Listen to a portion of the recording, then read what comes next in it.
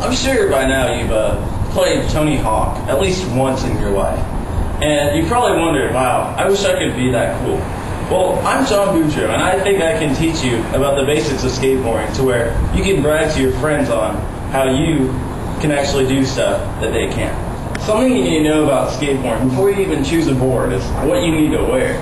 I really suggest that you always wear long pants because when you start getting into more advanced tricks, pants will protect you from getting your shins split open by the board, and it'll keep you from a lot of cuts and bruises. You always want to make sure you have skateboarding shoes because other shoes aren't meant for the wear and tear that skateboarding does.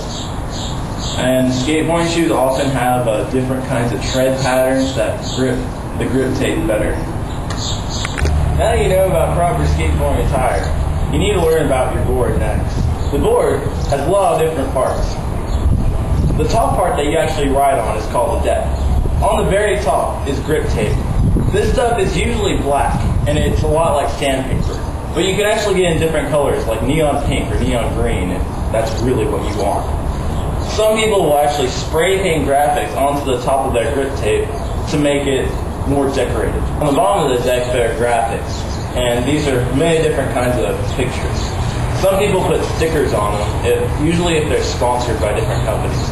And some companies have special technologies on their decks, like mine has these little dots that allow it to slide better on ledges. The trucks are on the bottom of the deck, and they connect the deck to the wheels.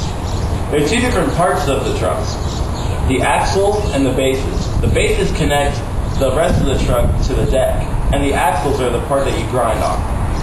Sometimes the bases can be made out of plastic, but the axles on top are always made out of metal so they can grind easier. The bearings are inside the wheels, and they're the part that actually allows it to spin. The more expensive bearings usually will spin faster, and the less expensive ones won't go as fast. You're supposed to clean these out every month or so because they eventually get filled with dirt, and that doesn't allow you to go as fast. The wheels provide surface area for the ground, and these eventually wear down. They're usually made out of polyurethane, and in the old days they were actually made out of clay. But since they're made out of polyurethane, eventually they wear down, and you need to replace these about every 2 months. Now that you know about your board, you can actually ride it now. Now there are a couple of basics to riding, and if you're right-handed and your right foot goes in the back of when you ride, then that means you're regular-footed. But if you're right-handed and your right foot goes in front, that means you're goofy-footed. That's something you always need to know about your stance. Something you always want to make sure about is when you start going, that the back foot is always the foot that pushes. And you want your front foot always right near the front bolts that hold your trucks on. So it should look something like this. When you put your back foot back on after pushing, you need to put it on by the back bolts. This way, you have your foot over the bolts, and this is the most stable position on the skateboard. The basic trick in skateboarding is the manual. What you do is you start riding, and you apply pressure to your back foot, and you just allow this foot to let this one stay up in the air.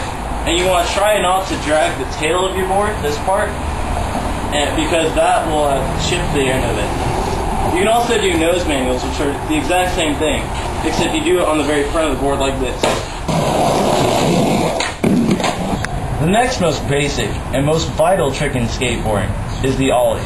The ollie is pretty much like a jump, and it doesn't really count as a trick unless you do it down something or over something. But it's a lot more complicated than just jumping. What you do is you put your back foot on the very edge of the tail. Probably you want about half of your foot hanging off, and your other front foot goes in the very middle. And what you're going to do is you push down with your back foot, and it's going to hit the ground a little bit. You want to do that. Once you hear it pop, you drag this foot.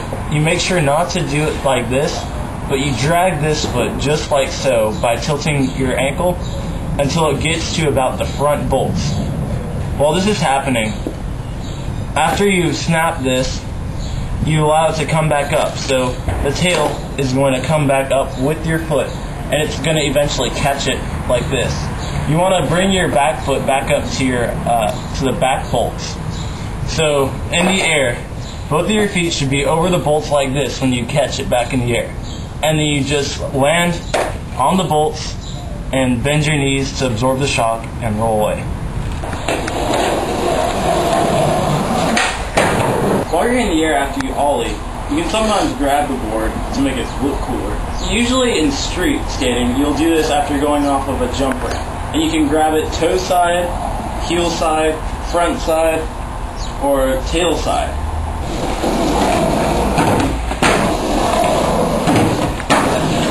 There are a lot of variations on the ollie, and one of them is the 180.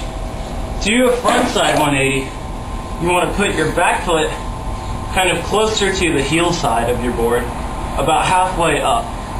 And your front foot, you want your toes to be hanging off a little bit off of this side. And instead of just doing a regular ollie, beforehand you want to make sure you swing your shoulders in the opposite direction, so when you ollie, your feet will unwind. Now, also another thing you want to make sure you do is you want to kind of scoop when you ollie, so this will go around and come forward with you.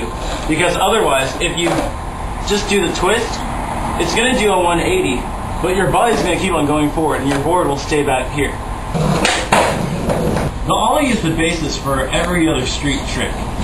Now, to do a backside pop shove it, which is where the board spins a 180, but you just jump over it and land on it after it does the 180, as opposed to you doing the 180 with the board, what you want to do is go into a regular ollie stairs, and you scoop this side when you ollie, so the board goes like this, forward along with you. While you scoop, you want to push your leg a little bit forward like that, so the board will go forward with you. One of the most common tricks that people know about skateboarding is the kickflip. The kickflip is another extension off of the ollie. What you want to do is go in your basic ollie stance, except instead of having your front foot even at the bolts, you want to have your toes tilted slightly to where your heel hangs off the end of the board, like this. You want the tip of your front toes to be by the front bolts. Now what you want to do is, as you start your ollie motion, when you lift this back leg off, as you drag this foot forward, you drag it off the very tip of the board, and right before it combines with the nose. And so that allows for the flipping motion. And it's going to flip up to your feet, and you can just catch it as soon as it's finished its rotation, land it back down, and bend your knees for the impact. Skateboarding is a really fun sport. I hope I've educated you on the very basics of skateboarding. The rest is up to you and how creative you can be.